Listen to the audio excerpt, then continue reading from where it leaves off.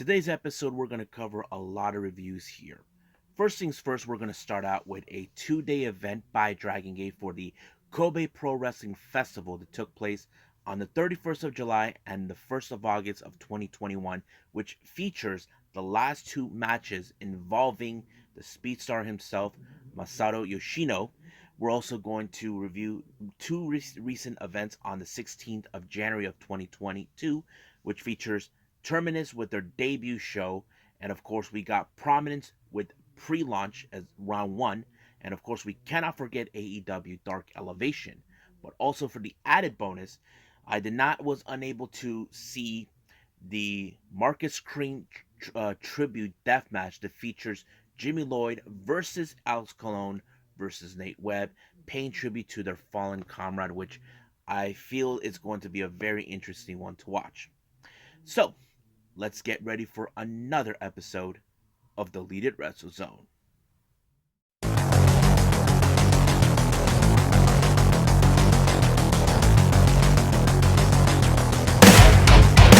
Are you ready? Get up, get up! Get up, get up! Get up, get up! Get up, get up! Get up, get up! Get up, get up!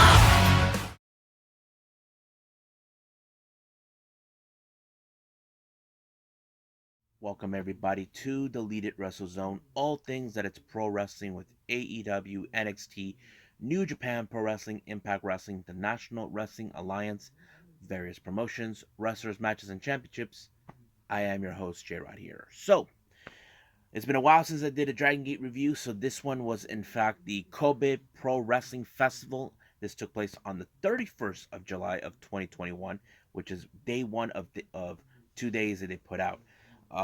As I mentioned before, this is one of two of the last times we see Masato Yoshino, but that's not important right now.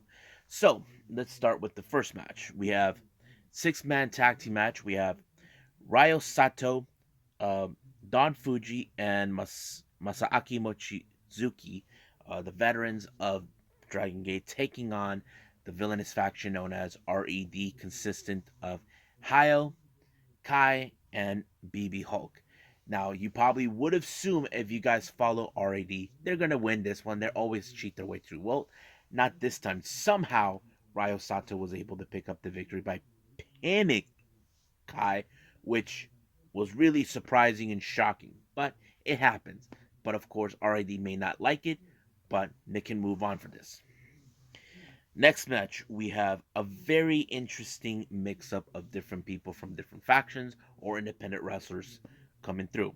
First team, we got members of Natural Vibes. We got Funky Jackie Kame and UT teaming up with Yosuke Santamaria and Takashi Yoshida, taking on Punch Tominaga, Gamma, Problem Dragon, also known as Mondai Ryu, which that's what it translates, and of course, High Ends Benkei. Now, this was a very interesting match as all because there's no connection between none of them. They may have competed against each other on many occasions, but however, it was Benkei that picked up the victory on this one when he pinned what's his name?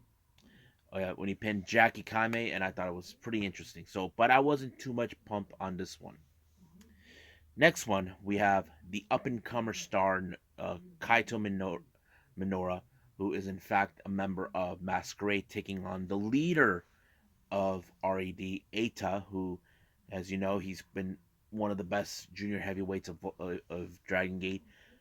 Now, you would have assumed in this one as well, much like I mentioned the first, that Eita was going to win because he's RED. However, this was the biggest upset ever. Now, you would have assumed that every trick that RED does in the book, cheating, distracting the ref, pulling the ref, was going to ensure Eita the win. Unfortunately, it did not.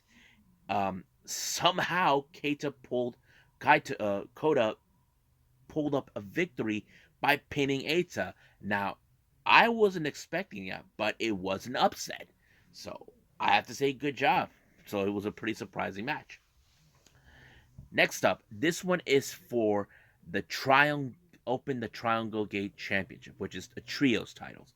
We have the challengers, RED, consisting of Dai Inferno, Diamante, and SB Kento, taking on the members of Masquerade. Now, here's on a note here.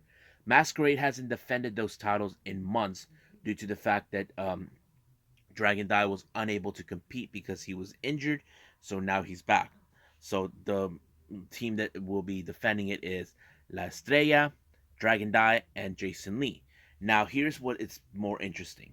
If you follow the storylines with these two teams, uh, Dai Inferno has always had a deep grudge against Dragon Dai. He's been attacking him from left to right, back and forth, sneaking up behind him. He's been trying to destroy him for months, but he got injured. He was unable to finish the job.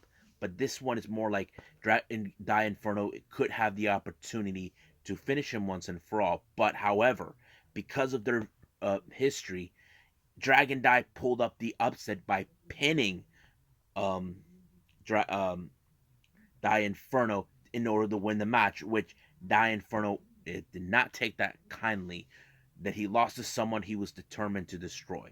Even though the other members of SB Kento would have allowed him to do it, but he did not. So it was so insane how this one is, but it was a pretty good one. Next up, we got the Open the Brave Gate Championship with challenger from Natural Vibes, Geki Origuchi versus Kosuke Okuda, who's the champion. This was a very interesting match. Now, not too long ago from that, Genki actually pinned Okuda for a shot of this title pot. However, in a press conference, he did stated that if he doesn't win this particular match, this will be his last time ever competing for this particular title, which I don't blame him. But you got to keep in mind, Okuda has a background in MMA. He knows exactly what to do. Now, Genki, I would have assumed he probably may not stand a chance, but somehow the same way he pinned him by putting him on his back, trying to do the same old trick one last time in order to win. Okuda couldn't believe it and even filed a protest on it, but ref says 1, 2, 3. I don't think Okuda expected that. I don't think he exceeded. It showed that he did not see every move that Genki was not in his arsenal, but this particular pin helped him win the first time, and now it did it again for a second. Now our next match, another pair of a 10-man tag with mixers here. We have members of High End, Kagetora, Dragon Kid, and Yamato teaming up with Noriku Doi, and of course the father of Dragon Gate, the founder, Ultimo Dragon, taking on members of Igon Ilzoi, who at one time they were fired from this company, but some of them stayed, others came back. We have, of course, Takuga Sugawara, who originates from Zero One, Yashi from another promotion, Toro Washi, I mentioned him on DDT, and of course the juvenile King Kong, Shuji Kondo, and our partner is of course Speedstar himself, Masato Yoshino.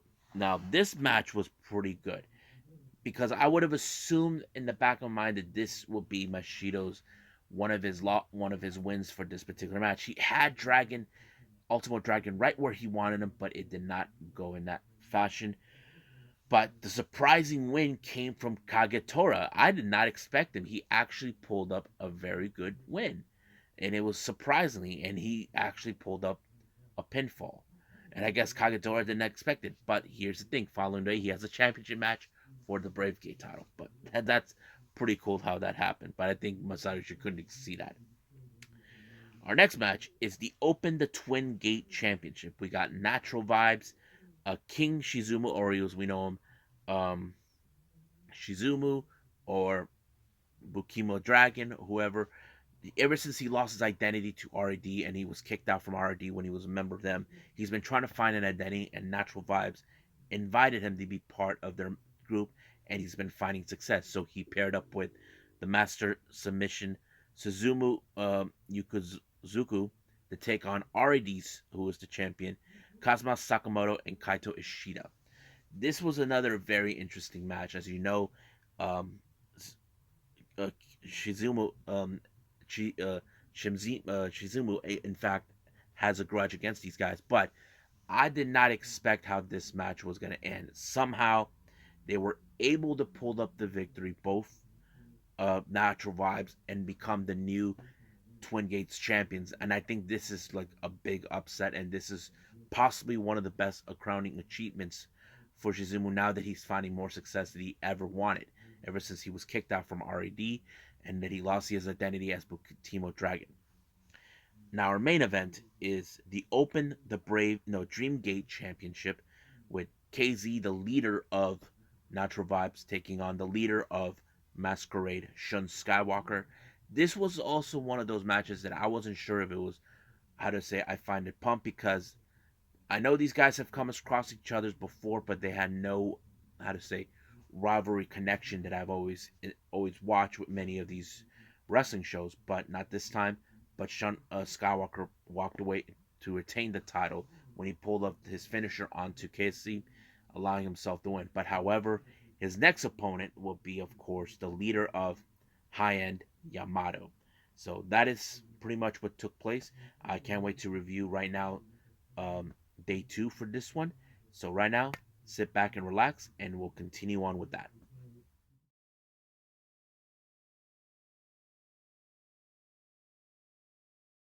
Okay, so we're in day two of Dragon Gate's Kobe Pro Wrestling Festival that took place on August 1st of 2021. Now, this was the final show that we will feature none other than the speed star himself, Masato Yoshino.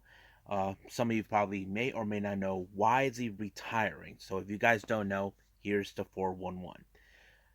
At some point in 2020, he was having problems. Basically, an old injury was affecting him of his ability to wrestle, even ability to move around as when he's not wrestling. That kind of put him in a bit predicament. He was supposed to have retired in 2020, but due to the pandemic, it forced him to postpone for quite some time. So basically, he's been appearing even though he was supposed to retire. But at this particular day, on August 1st of 2021, he made the decision to finally officiate. And his last match was teaming with his friend and tag team partner. At certain times, they have been rivals, Noriki Doi. But that's the main event. Now let's go from the beginning of the event. We have Kota Minoura of Masquerade teaming with Kosuke Okuda of High End, and of course the leader of Natural Vibes to take on all the members of RAD. We have Dai Inferno, SB Kento, and Kato Ishida. Now, as you know, when it comes to RD, you know for a fact that there's always going to be a place where they have to cheat, and that's exactly what they did. However, I think it was, remember, was it Ishida who picked up the victory? But yeah, it basically went into that direction. So wins this match. Now we had a battle royal in this one. Now there was a lot of wrestlers. Basically, I'm not gonna go through all of them. So we had the winner turned out to be UT. So basically, he actually won the match by uh, ending the final with Takashi Yoshida. So basically, it was pretty interesting. So I think it's because UT has been one of those wrestlers that was trying to catch up with the others. But yeah. Next up we have is Ryo Sato, Don Fuji, Masaaki Mochizuki teaming with Ultimo Dragon to take on the members of RD, Kazuma Sakamoto, Hayo, Diamante, and Kai. This match later on became in personal feud because Diamante, as you know, not too long ago, he actually beat Bokutimo Dragon for his mask, and now he targeted the mask of Ultimo Dragon. The reason he's targeted, he wants to be the top dog wearing the mask, thinking that he's doing lucha libre rules, but well, he's RD. RD always cheats. That's what they always do. So that's how he got. Referee did not see it, but that cost him the match. He even took it as a souvenir. Next up, we got the Open the Brave Gate Championship. We have Kagetora versus Genki Orichiguchi. Now, 24 hours prior before this one, Genki Orichiguchi beat Kusuke Okuda for this particular title. So, which was strange is that now he's putting this title on the line 24 hours later against someone he knows who also is a part of the original Toramon school with Ultimo Dragon. And these guys are familiarized with themselves. They have been also part of a faction known as the Toramon Generation. But this was not about that anymore. This is about the title. So this was a very interesting match. Now, I know for a fact Kagetora should be paying attention what Genki Origuchi did prior. This time it did not unfaze him, but he did pull off an amazing victory when he jumped off the corner top of the turnbuckle and did like some sort of like a spiral roll type move, allowing himself to win the match and become the new Open the Brave Gate champion. And of course, I just don't know why did they left it out here. But however, the reason is this: Genki won this match 24 hours prior, but now he had to go against this guy. But Kosuke Okuda was pretty much happy knowing that his own teammate, who's also Kagetora, is also a member of High End, actually won this title. So it was pretty kind of interesting with that storyline. Next up, we got the Open the Triangle Gate Championship against a team that has been there from day one. We're talking about Hagan Isoi, consisting of the newest member, Brody, Brother Hashi, who was not part of the original group, teaming with the veterans like Toro Owashi and Shugi Kondo to take on Masquerade, consisting of La Estrella, Dragon Dai, and Jason Lee. Now, they just won their match 24 hours prior before this one as well.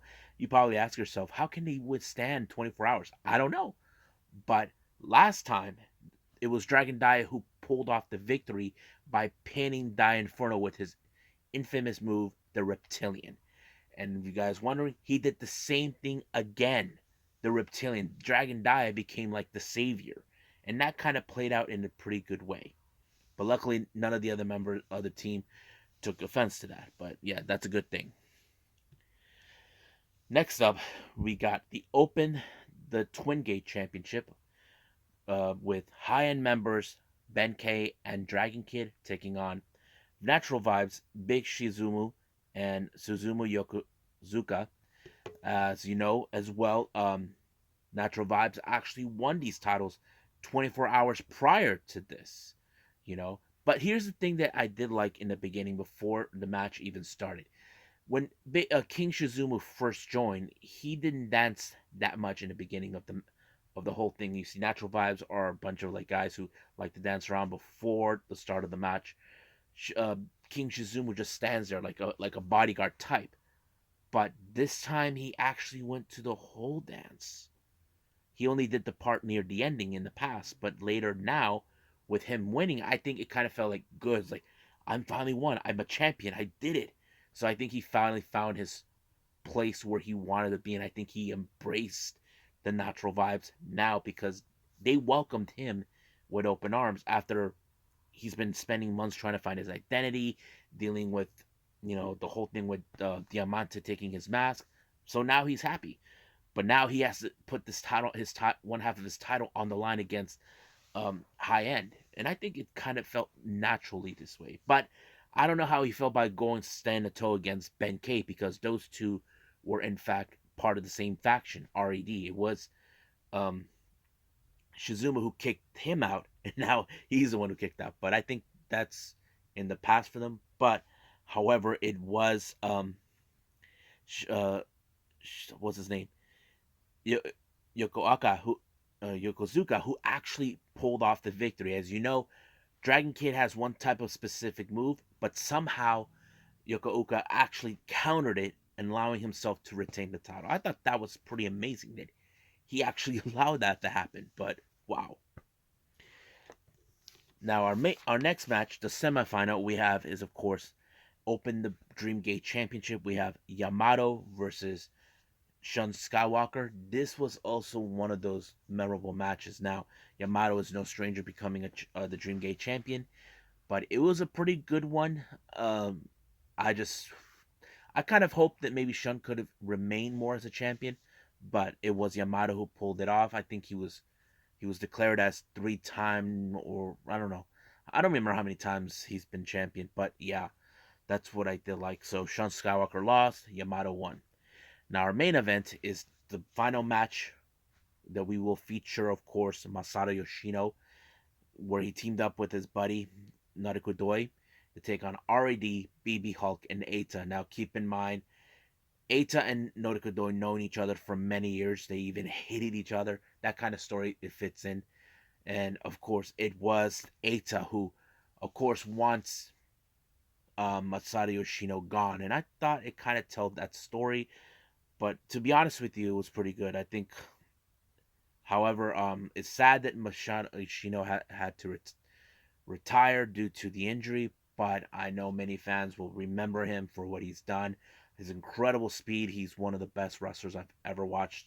When I started watching Dragon Gate. So I will miss the guy, but I will not forget what he was capable of. If you guys haven't seen him, you should check him out on YouTube. So I think that's pretty much it. I think it's time for Terminus.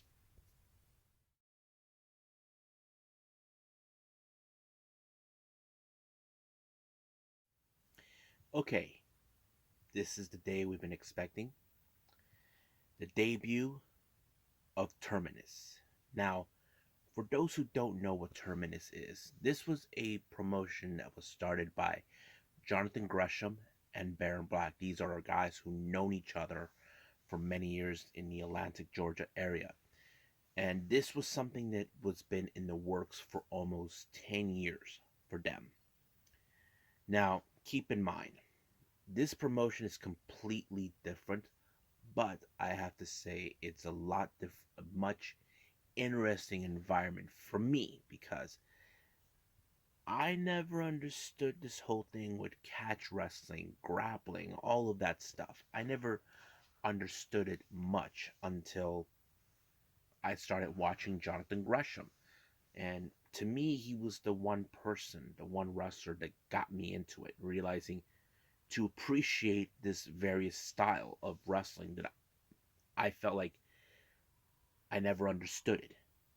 And I was thankful that I learned a lot, even when he brought back the Pure Championship into ROH, which was something that was deactivated by Brian Danielson from years ago. But now this Terminus was something special. I feel this is something that we should benefit as fans to enjoy because we're getting a taste of something different away from what we normally would, but not in the way saying, let's just forget about those moments. I say, appreciate this style no matter what. And that's what I felt. So let's go from start to finish from the entire show. Now, as you guys know, this took place on the 16th of January at the Kroc Center.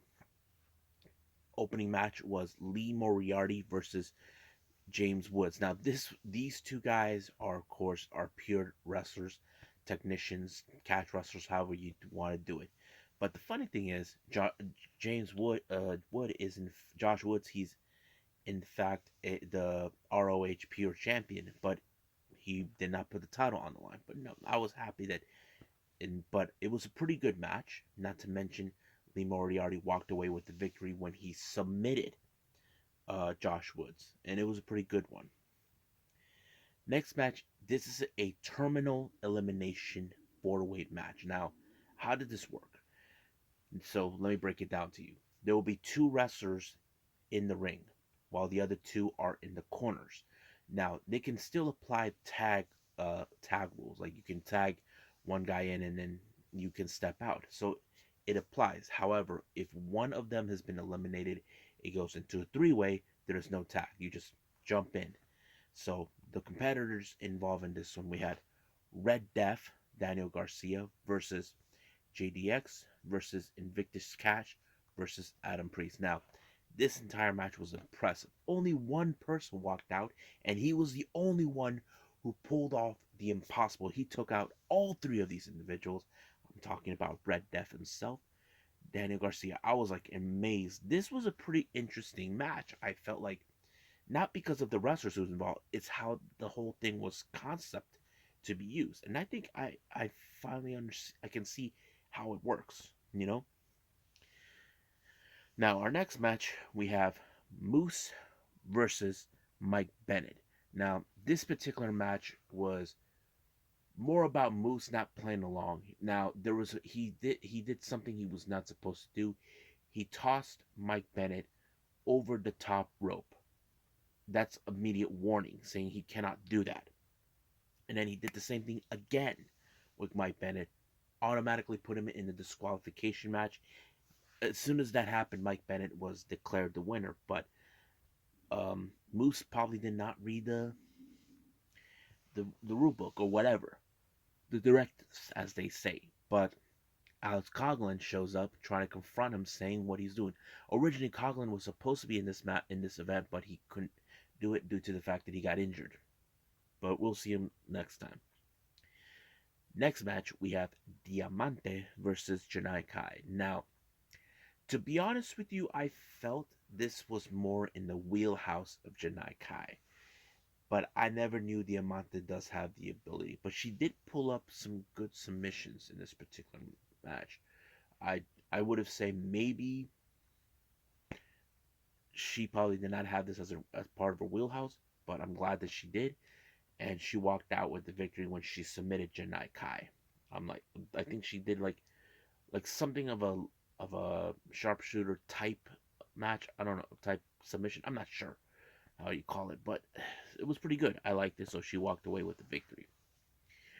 Our next match is the Impact Digital Media Championship between Kiera Hogan and the champion Jordan Grace. I thought this match was good. As you know, you probably say yourselves when I mention Jordan Grace, oh, she's in it because she's the wife of Jonathan Gresham. Maybe so. Or unless she asked if she wants to bid. So who cares how it goes? But yeah. But she walked away with a good victory. I have to say, Kiera Hogan did a pretty good job. Now, I wouldn't think this was in her wheelhouse as well, but she played it pretty well. She did okay. But, however, she came up short when Jordan Grace retained the title. Now, this is where we're going to talk about it a little later. Then we got the Ring of Honor World title between Baron Black and Bandito. Now, some of you probably said, wait a minute, isn't it Jonathan Gresham, the world champ, the ROH champion? True, but I'll get to that in a bit. Now, this match was pretty okay. It was more fun because uh, Bandito seems like he can adapt to anything, especially in this type. But I did not expect that he could pull off this insane, like anything uh, but grappling. But it was amazing. He did pull off that one move he normally does when he springboard off the rope and then um, power suplex his opponents in order to win the match, and that's how he won. Our next match, we have tag team action. We got a somewhat of a reunion from Catch Point. I'm talking about the Hot Sauce, Tracy Williams, and the Savage Weight Fred Yeehaw teaming up against Joe Keys and Dante Caballero. Now, this is not the Joe Keys and Dante are two of the guys who haven't been much of a team, but you look at Williams and Yehai, these guys are. They've been part of the faction known as Catchpoint with Evolve that was once led by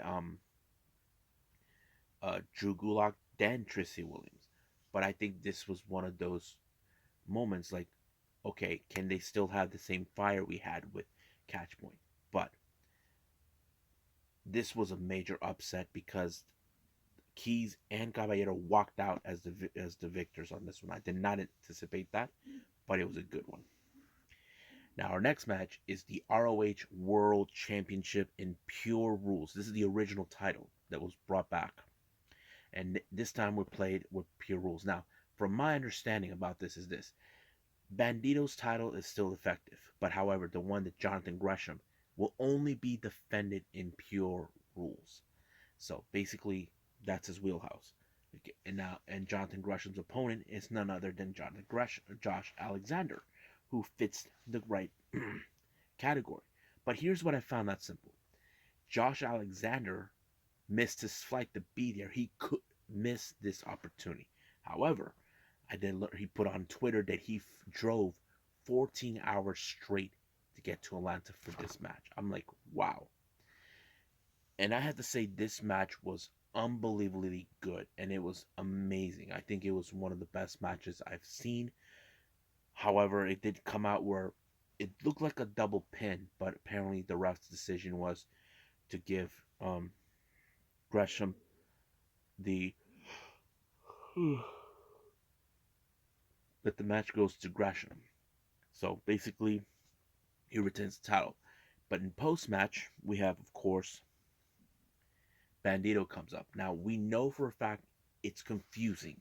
There's two ROH champions. This is a similar situation we saw with CM Punk and John Cena years ago.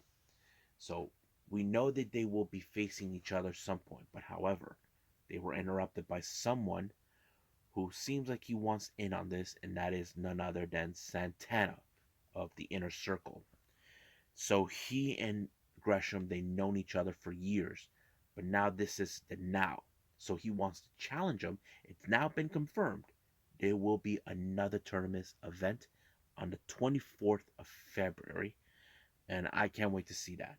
So Santana issued a challenge for the ROH Championship at the second Terminus show coming up in a month.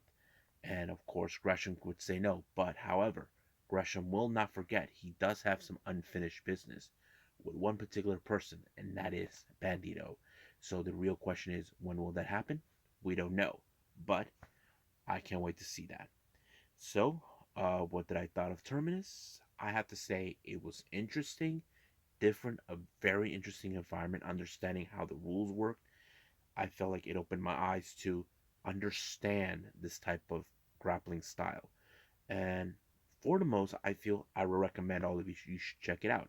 What do I rate this one? I say I would rate it somewhere around a 7.5 for me. So if you guys do that, you should do that for yourselves too. And I think that's pretty much it. So it's time for some prominence.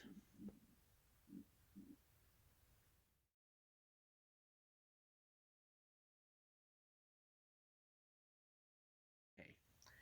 As I mentioned this before in the past, recently, we got Prominence. Now, if you guys don't know who Prominence are, I'll give you a refresher right now.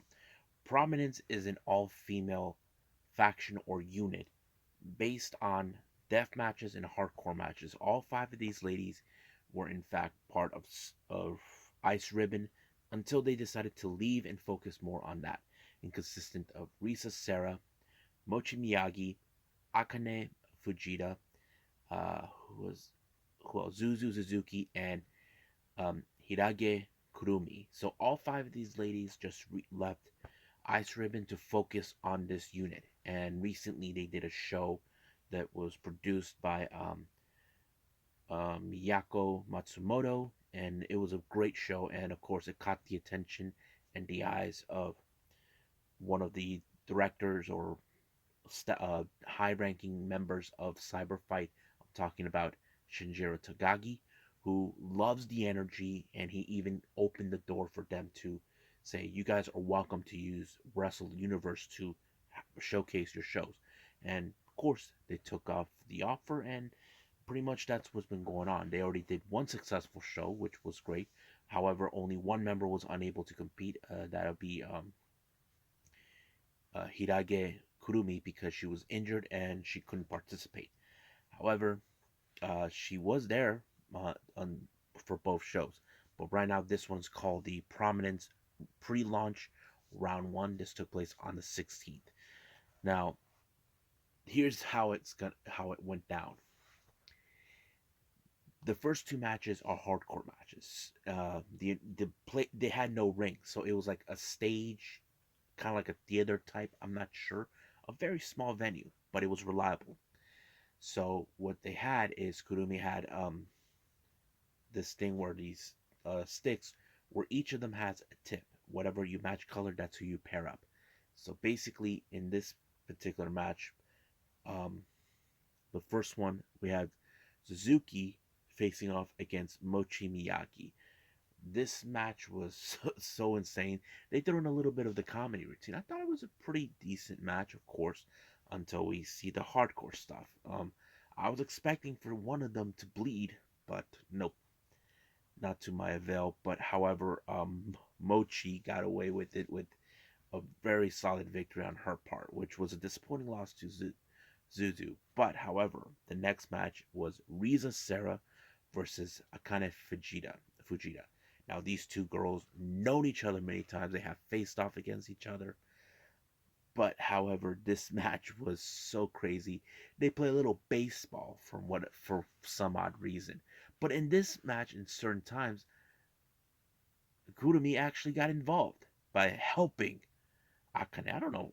She's like she just hold her and she hit her with a baseball bat. I mean baseballs. So I thought it was interesting, but however, the match ended in a time limit draw. But the only way to end it, they decided to go, it's Jonkin time. So I was like a bit disappointed that in fact Riza did not win the Jonkin.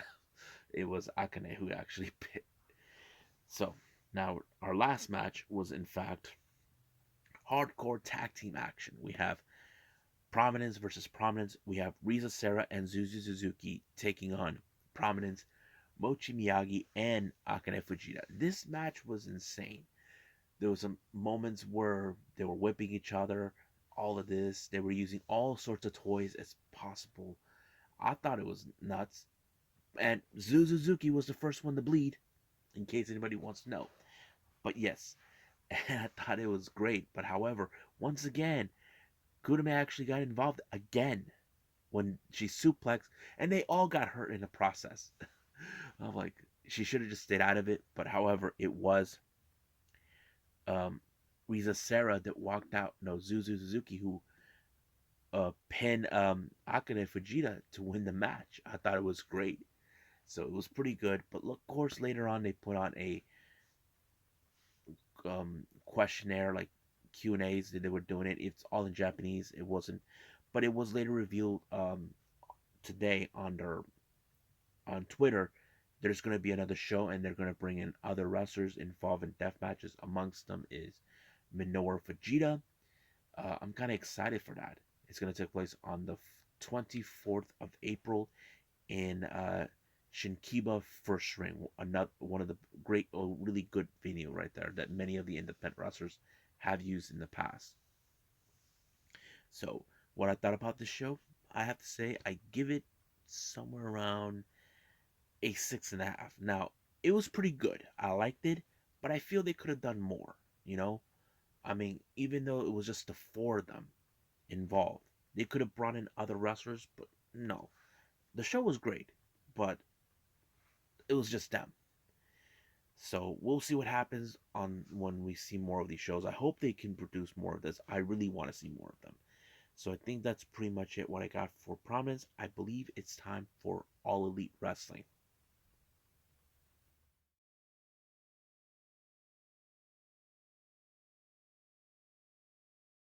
Okay, so this event was continuing on from Say You Will by GCW. This one was a sort of like a dark match, but it was free to watch on YouTube.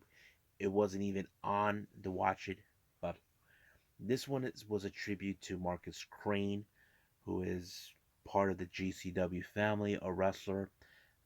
Don't know much about him, but this is more where it hits home for them because this is someone who they love, they admire, they call him their brother, that sort of thing. So they set up this tribute in the three-way match. We have Alex Colon, Jimmy Lloyd. Now there was supposed to be another person involved, but unfortunately that person couldn't make it. So Alex Colon brought someone else, someone that Markus Crane knows all too well, and according to commentators, they say that possibly if Marcus looks down in heavens, he'd probably be happy about it. And that person is none other than Nate Webb, who is very close friends with him. And I thought it was a pretty good touching moment. And he walks out with the shield that Markus Crane uses. And I thought it was great, and I thought it was a very touching way. But the match itself was okay. It showed exactly the type of death match we normally expect. Now, For me as a fan, I would have assumed that Alex Colon would walk, but no. It was in fact Jimmy Lloyd who walked out with a destroyer off the turnbuckle, and bam, he won the match. And I thought it was pretty good. Everybody loves Jimmy Lloyd. He's really nuts. But yeah, and I thought it was pretty amazing. So I think this tribute really played out pretty well. You know, I don't know much about him, but I'm thinking about just looking him up on YouTube and see what I learned about him. So I think that's pretty much it. So let's call it a night. Well, I hope you guys enjoyed me reviewing these reviews with G, Dragon Gate, Terminus, Prominence, and of course this tribute show for Markus Crane.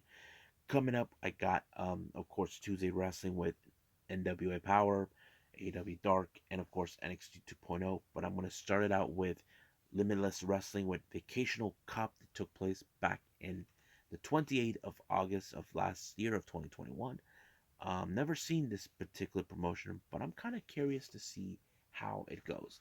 So I think that's pretty much it what I got. So I'll see you guys in the next DWZ time.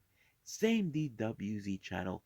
I must bid all of you adieu. So goodbye. Mwah. And have a nice day. Bam.